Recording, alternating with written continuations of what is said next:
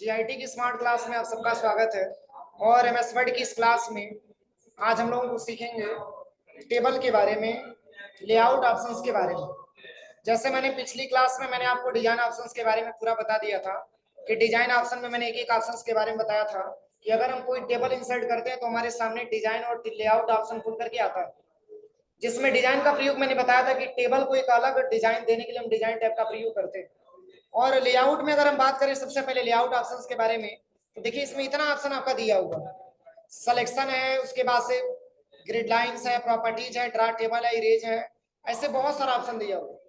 तो देखिए इसमें सबसे पहले अगर हम लेआउट टाइप के बारे में बात करें तो लेआउट का मतलब ये होता है कि हम टेबल की लेआउट हम अपनी रिक्वायरमेंट के हिसाब से चेंज कर सकते हैं। समझ में आ रहा है? टेबल में मान के चलिए कि किसी रो को डिलीट करना हो, या किसी रो को जोड़ना हो, या किसी कॉलम को डिलीट करना हो, किसी कॉलम को जोड़ना हो, ठीक है ना, या फिर ऑटो फिट करना हो, टेबल को कई सारे भाग में डिवाइड करना हो, तो इसके लिए हम लेआउट ऑप्शन का ज्यादा मात्रा में प्रयोग करते हैं। तो जैसे मैंने टेबल क्रिएट किया यहाँ पे सबसे पहले, तो यहाँ पे हम चलिए पहले तो हम डेटा, कोई डेटा यहाँ पे बना लेते हैं। समझने के लिए कोई डेटा हम यहाँ से तैयार कर लेते हैं। स्टूडेंट नेम, इसके बाद से यहाँ पे मैंने कोर्स लिख लिया, फिर यहाँ पे फी, फिर पैड, और फिर ड्यू। चलिए इस तीनों को मैंने सिलेक्शन किया और शिफ्ट प्लस F3 से इसको हम कैपिटल कर लेते हैं। इसकी साइज को थोड़ा सा इंक्रीज कर देते हैं।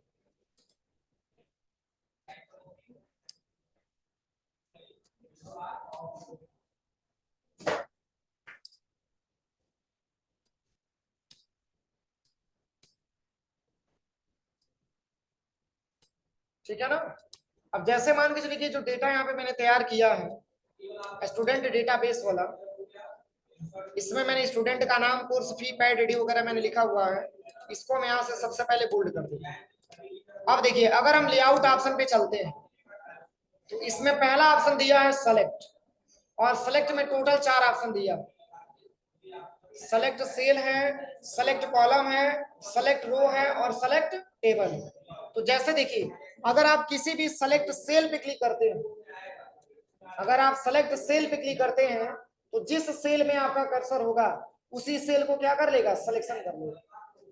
जैसे हम यहाँ पे सेल को लेके आते हैं, यहाँ पे कर्सर को लेके आ गया मैंने कोर्स के पास, और यहाँ पे सेलेक्ट पे आइएगा और यहाँ पे सेलेक्ट सेल पे क्लिक करना, कोर्स वाला पूरा सेल सेलेक्ट हो गया। तो केवल पार्टिकुलर एक सेल की बात हो रही है, किसी भी पार्टिकुलर एक सेल को हम सिलेक्शन कर, कौन से हो रहा है पीछे,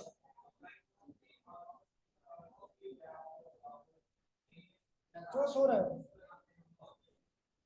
क्या नाम है? हाँ? इस बैच में पढ़ते हैं तो बगल के क्लास में बैठ के सोइए। हाँ, किस बैच में पढ़ते हैं? हाँ तो इधर आ जाइए, आप इस बैच में मत बैठिए, इधर आ जाइए, यहाँ पे बैठ जाइए।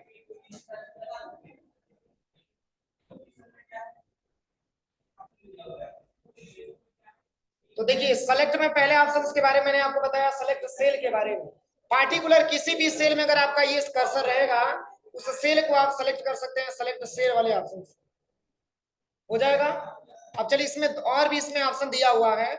सेकंड ऑप्शन लिखा है सेलेक्ट कॉलम, मतलब हम पूरे कोर्स वाले कॉलम को केवल सिलेक्शन करना चाहते हैं तो यहाँ से सेलेक्ट कॉलम का इस्तेमाल करेंगे तो केवल आपका कॉलम सिलेक्शन है। लेकिन एक चीज क्लियर करिएगा, जिस सेल में आपका कर्सर रहेगा उसी में काम करेगा, अदरवाइज किसी दूसरे में काम नहीं करेगा। इसमें करना क्या है देखिए, जैसे मैंने यहाँ पे स्टूडेंट नेम वाले सेल में मैंने क्लिक किया है और यहाँ से आ जाइएगा सिलेक्शन में, सेलेक्ट कॉलम, देखिए केवल स्टूडेंट नेम वाले कॉलम को सिलेक्शन किया। ठीक है ना। अगर हम यही फी पे आते हैं और सिलेक्शन पे आते हैं तो यहाँ पे सिलेक्ट कॉलम करेंगे तो केवल फी वाले को ही सेलेक्ट करेगा। सबको समझ में आया? अब चलिए इसमें और भी ऑप्शन दिया हुआ है। इसमें दिया है सेलेक्ट रो, मतलब हम चाहते हैं कि इस पूरे रो को हम सिलेक्शन कर लें तो इसके लिए सिलेक्शन पे आइए और सेलेक्ट रो पे क्लिक करना। एक सिंगल रो को हम क्या कर सकते हैं, सिलेक्शन कर सकते हैं।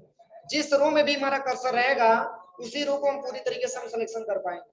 अगर हमारा कर्सर सेकंड वाले रो में है तो सेलेक्ट पे आइए और सेलेक्ट रो का इस्तेमाल करेंगे तो देखिए केवल सिलेक्शन सेकंड वाला ही होगा। कोई दिक्कत? अब चलिए, अगर यहाँ पे अगर हम सेलेक्ट टेबल लेते हैं तो पूरे टेबल को सिलेक्शन कर लिए। किसी को कोई दिक्कत इसमें? अब चलिए, अब इसके बाद से यहाँ पे आता है ग्रिड लाइंस। मैंने पढ़ाते समय आपको बताया था, या तो हम इसको ग्रिड लाइंस बोले या तो हम इसको टेबल बोले, बात दोनों का सेम ही होता है। समझ में आ रहा है ना? अगर आप यहाँ से व्यू टैब से आकर के और यहाँ से ग्रिड लाइंस अगर आप इनेबल करते हैं तो ऐसा इंटरफेस आपके सामने देखने को मिलेगा। देखिए, यह इंटरफेस हमारा ग्रिड लाइंस का होता है। ये भी टेबल के ही जैसा है, बस दोनों में अंतर क्या है, इसकी साइज बड़ी है और इसकी साइज आपका छोटी है। लेकिन ग्रिड लाइन से भी है और ग्रिड लाइन से भी। इसको हटाना है तो पुनः व्यू टाइप पे जाकर के आप इसको यहाँ से डिसेबल कर दीजिए। कोई दिक्कत? अब चलिए, लेआउट में और भी ऑप्शन यहाँ पे दिया है, तो इसका बस ये समझिएगा, अगर ये ऑप्शन इनेबल है मतलब ये है कि इसको टेबल नहीं समझ रहा है, इसको ग्रिड लाइन समझ रहा है, इसलिए ये ऑप्शन यहाँ से इनेबल है। आप इसको डिसेबल कर देंगे तो भी कोई दिक्कत नहीं, इससे कोई बहुत ज्यादा अंतर नहीं।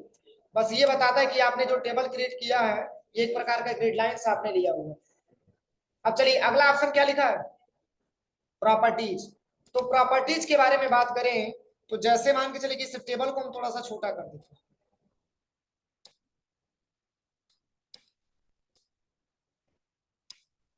इसमें लिखे हुए फॉन्ट के साइज को हम थोड़ा सा डिक्रीज कर देते हैं।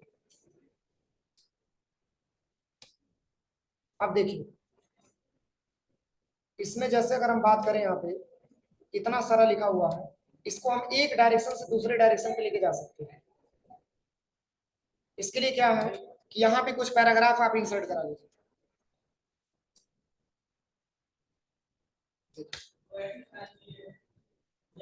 ठीक है, अब इस पे हम क्लिक करते हैं और चले आइए लेआउट टैब पे, और यहाँ से आप चले प्रॉपर्टीज पे। देखिए, सेंटर में क्लिक करेंगे तो सेंटर में चला जाएगा। ठीक है, अगर आप यहाँ पे प्रॉपर्टीज में अगर आप राइट लेते हैं तो राइट में टेबल आपका चला जाएगा, पर टेबल की साइज इसी की रिक्वायरमेंट की होना चाहिए। अगर छोटा रहेगा तो आराम से एडजस्टमेंट हम कर सकते हैं। और ऐसे भी यहाँ पे स्टार का सिंबल बना है, ऐसे भी हम इसको लेके जाकर के इधर उधर कर सकते हैं, एक जगह से दूसरी जगह लेके जा सकते हैं। तो ये टेबल का क्या होता है, हमारा प्रॉपर्टीज होता है। हम अपनी अकॉर्डिंग यहाँ से इसको सेव कर सकते हैं। वही अगर हम नन करेंगे तो कहीं नहीं आएगा। देखिए कहाँ हो जाएगा, सबसे इसमें चला आएगा। और भी इसमें अगर आप लेफ्ट लेते हैं तो लेफ्ट में चला आएगा, हो जाएगा। अब चलिए, अगला ऑप्शन क्या लिखा है, ड्रा टेबल। तो ड्रा टेबल के बारे में हम बात करें तो ड्रा टेबल का मतलब ये होता है कि और भी टेबल में जैसे हमको ड्रा वगैरह करना हो तो इसके लिए ड्रा टेबल का प्रयोग हम तो कर सकते हैं। जैसे ही ड्रा टेबल पे आप क्लिक करेंगे तो ऐसे एक पेंसिल आपको मिल जाएगा। अब यहां से लेकर के आप चाहेंगे तो यहां तक ड्रैग एंड ड्रॉप कर सकते हैं।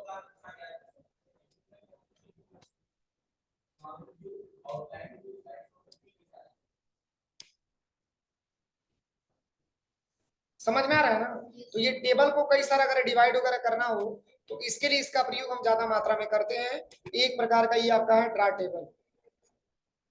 यहाँ से डिवाइड करना तो ऐसे लेकर के यहाँ तक पूरा क्लिक कर लीजिए। देखिए, ऐसे आप इसमें डिवाइड कर सकते हैं। ठीक है ना? टेबल में बहुत सारा रो और कॉलम आप आसानी तरीके से ड्रैग एंड ड्रॉप करके कर सकते हैं। ये आपका ड्रा टेबल का वर्क होता है। अब चलिए, अगला क्या ऑप्शन इसमें दिया है, इसमें अगला ऑप्शन क्या लिखा है, इरेजर। जैसे हम इसको अंडू कर लेते हैं, इस तरीके से टेबल मैंने बनाया है ना, हम चाहते हैं कि टेबल को इरेज करें तो इसके लिए इरेजर पे क्लिक करिए। ये इरेजर आपका मिल गया। देखिए, यहां से लेकर के यहां तक खींचेंगे, डिलीट हो जाएगा। ठीक है, अगर आप एक लाइन पे क्लिक करेंगे, अगर आप इंसर्ट लेआउट में आते हैं, इरेजर ले लेते हैं, अगर केवल लाइन पे क्लिक करेंगे तो वही आपका डिलीट होगा। हो जाएगा। तो ये आपका होता है टेबल। कभी कभी इस तरीके से बनाने की रिक्वायरमेंट आ जाती है कि इधर हमको लाइनिंग चाहिए, इधर हमको लाइनिंग नहीं चाहिए, तो आप आसानी तरीके से यहाँ से इरेज कर सकते हैं। इसको देखिए, ये सारा इरेजर आपसे यहाँ पे काम करेगा। हो जाएगा। तो ये आपका इरेजर होता है। अगर पूरा नहीं लेना है तो ऐसे सिलेक्शन करके हटा दीजिए, पूरा हट जाएगा। यहाँ से पुनः वापस लाना है तो कंट्रोल जेड से अनडू कर दीजिए, पुनः वापस भी आ जाएगा। बोलिए, कोई दिक्कत है? अब चलिए, लेआउट में और भी ऑप्शन दिया है, डिलीट। तो जिस तरीके से ऑप्शन आपको मिला था सिलेक्शन में, उसी तरीके से ऑप्शन मिला आपको डिलीट में। बस दोनों में अंतर ये है कि सिलेक्शन का प्रयोग हम सिलेक्शन करने के लिए करते हैं और डिलीट का प्रयोग हम मिटाने के लिए करते हैं। ठीक है, जैसे पहला क्या लिखा है, डिलीट सेल, मतलब इस सेल को हम डिलीट करना चाहते हैं। तो आप चले जाइएगा डिलीट पे और यहां से ले लेना है डिलीट सेल। ये पूछेगा कि किस साइड का सेल आपको डिलीट करना है, लेफ्ट, राइट, अप और डाउन। देखिए, अगर हम डिलीट इंटायर कॉलम पे क्लिक करेंगे तो कुछ ऐसे इंटरफेस आपको दिखेगा। एक कॉलम आपका डिलीट हुआ, कौन सा डिलीट हुआ है?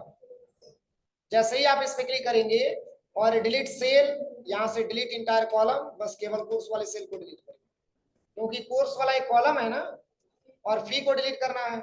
जिसको डिलीट करना है उस पर क्लिक करिए और डिलीट सेल पे आ जाइए, और डिलीट लेफ्ट से डिलीट करना है तो लेफ्ट से डिलीट करिए। देखिए लेफ्ट से डिलीट हो गया। राइट से डिलीट करना है, मतलब कोई भी ऑप्शन अगर आपको डिलीट करना है तो यहाँ पे इतना सारा ऑप्शन दिया। और डिलीट, अगर आपने इस पे क्लिक किया है, डिलीट रो, मतलब इस पूरे रो को केवल डिलीट कर देगा। पुनः कंट्रोल जेड से वापस आइए। अगर डिलीट टेबल करते हैं तो पूरे टेबल को डिलीट कर देगा। कोई दिक्कत? तो जिस तरीके से सिलेक्शन वाला काम किया था उसी तरीके से आपका डिलीट वाला भी काम करता है। बस दोनों में डिफरेंसेस यही है कि डिलीट का प्रयोग हम मिटाने के लिए करते हैं, सिलेक्शन का प्रयोग हम सिलेक्शन करने के लिए करते हैं। तो यहां तक किसी को कोई दिक्कत तो नहीं है? सबको समझ में आ गया? अब चलिए, अब दिया है इंसर्ट एबव। क्या दिया है? Insert above. अब जैसे मान के चलिए आपने ये जो डेटा बनाया है, जैसे हम यहाँ पे हम कुछ नाम टाइप कर देते हैं, समझने के लिए कुछ हम डेटा यहाँ पे बना लेते हैं।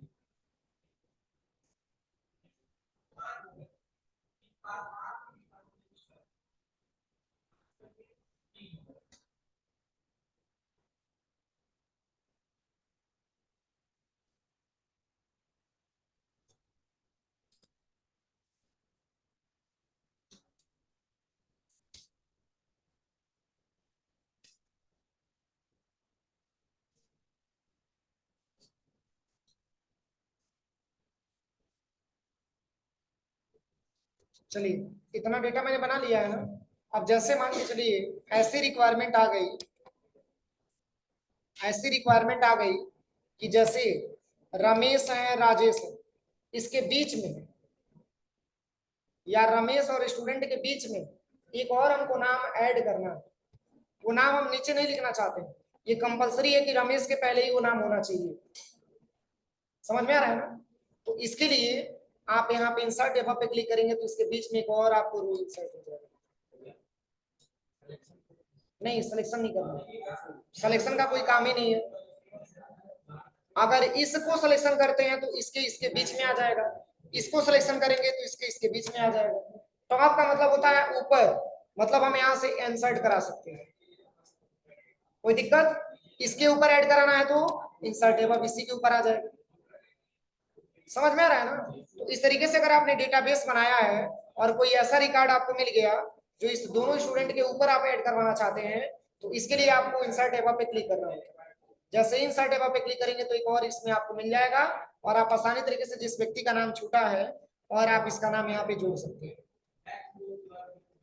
समझ में आया सबको?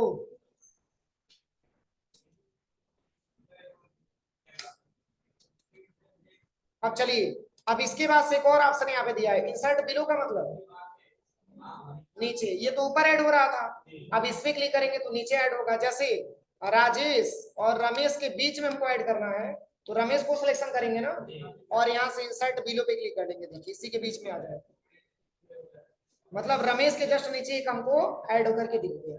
इसके नीचे चाहिए तो इसी के नीचे आप ऐड कर लीजिए यहाँ से।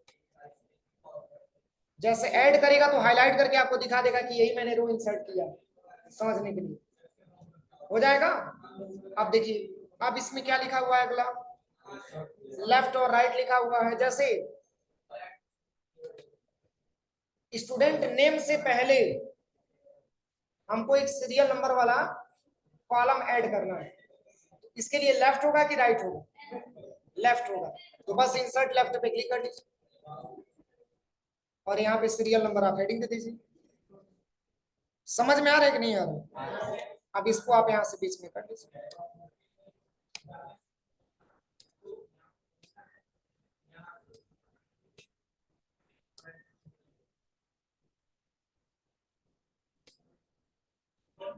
टेबल बहुत बड़ा हो गया, क्योंकि टेबल की साइज को थोड़ा सा छोटा करना है।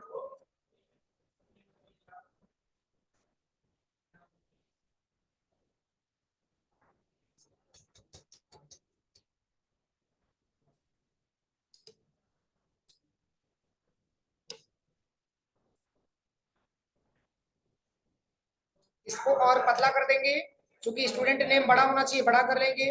इसको भी और थोड़ा सा छोटा कर लेंगे। इस तरीके से हम सेल को एडजस्टमेंट करेंगे अपने हिसाब से। डिव को भी ऐसे थोड़ा सा ड्रैग करना।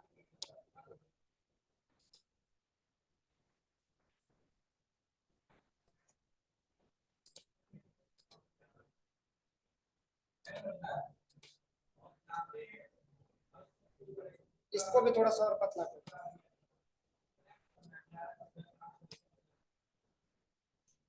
अब चलिए यहां तक समझ में आया सबको ना। अब चलिए लेआउट में और भी ऑप्शन दिया है।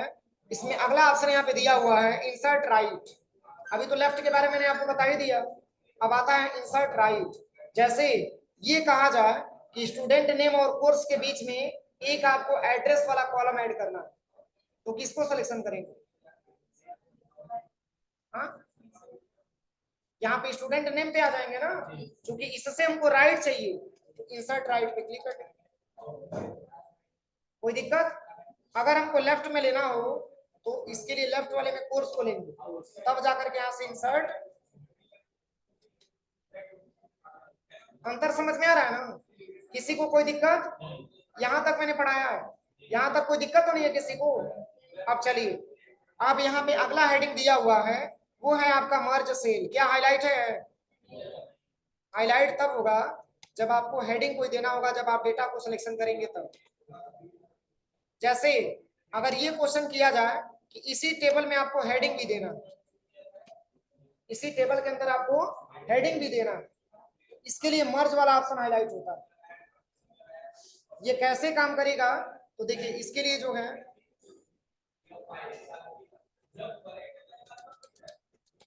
ऊपर में मैंने यहाँ से टेबल इंसर्ट कर दी। अब जैसे हम ये चाहते हैं कि इसको सिलेक्शन करके और इसी में हम कुछ हेडिंग दे दें, तो जब आप सिलेक्शन करेंगे तो ये मर्ज वाला सेल ऑप्शन हाईलाइट हो जाएगा, लेकिन इसके पहले हाईलाइट नहीं है। तो देखिए जैसे इसको मैंने सिलेक्शन किया, सिलेक्शन करने के बाद हम चाहते हैं इसमें हेडिंग देने के लिए इसको छोटे छोटे सेल को एक बड़ा सेल में कन्वर्ट कर दें, तो इसके लिए मर्ज सेल पे क्लिक करिएगा। देखिए बड़ा सेल हो गया। अब यहाँ पे जैसे हेडिंग हमको देना है स्टूडेंट डाटाबेस, अब इसको सिलेक्शन करिएगा।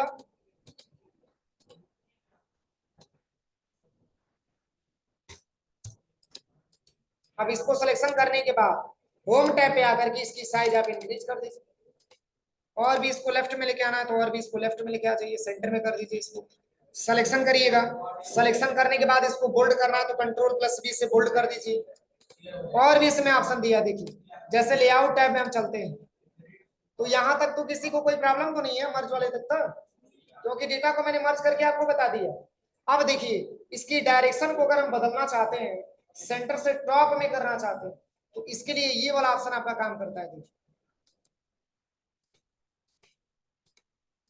काम कर रहा है। आप इसकी डायरेक्शन को यहाँ से चेंज कर सकते हैं, किसी में भी काम करेगा। अगर आप इस डेटा को सिलेक्शन करते हैं तो इसमें भी काम करेगा। काम कर रहा है। आप इस तरीके से इसमें मूवमेंट करा सकते हैं। कोई दिक्कत? अब चलिए, अब यहाँ भी एक ऑप्शन आपको लिखता है स्प्लिट सेल। इसका क्या प्रयोग है? स्प्लिट सेल है और स्प्लिट टेबल है। स्प्लिट सेल है और स्प्लिट टेबल है। यहां तक किसी को कोई दिक्कत तो नहीं है? चलिए इसके बारे में बताते हैं। जैसे एक ही सेल के अंदर कई सारा रो और कॉलम आपको बनाना हो, इसके लिए आपको स्प्लिट सेल पे क्लिक करना होगा।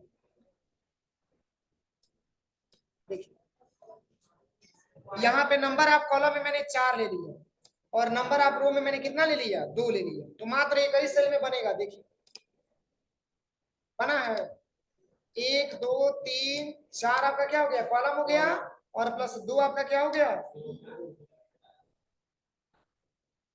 एक ही सेल में बनाना हो तो क्या इसमें हम टाइपिंग कर सकते हैं? इसमें भी हम लिख सकते हैं। देखिए इस तरीके से टेबल आपको बना बनाया मिलता होगा, छोटा छोटा खंड खंड में मिलता है। किसी को कोई दिक्कत?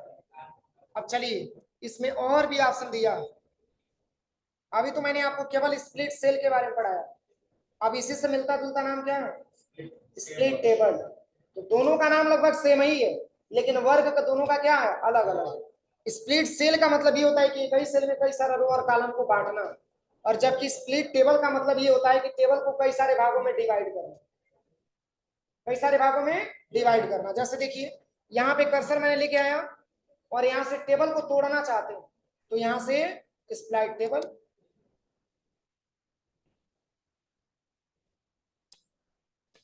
स्प्लाइट टेबल पे क्लिक करते जाइए। जितने बार आप यहाँ पे क्लिक करेंगे उतने बार टेबल आपका कई भागों में। ये चूंकि मैंने इसमें कई सारा इंप्रूवमेंट किया इसलिए नहीं हो रहा है, नया पेज लेकर के हम बता देते हैं इसको, ठीक है। इंसर्ट पे मैंने गया और यहाँ से हम टेबल ले लेते हैं, टेबल मैंने क्रिएट किया है ना। अब टेबल को कई सारे भाग में डिवाइड करना चाहते हैं। चलिए यहाँ पे कुछ हेडिंग लिख लेते हैं, जैसे मैंने राम लिख लिया, श्याम, मोहन, सोहन,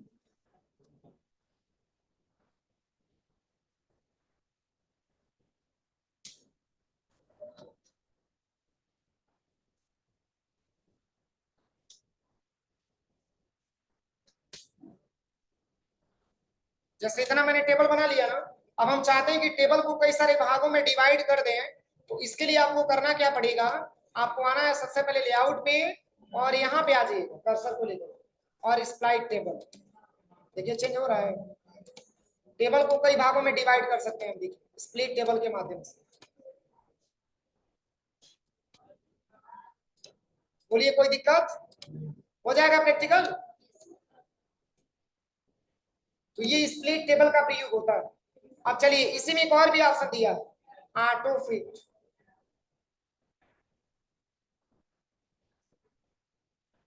रहने दें।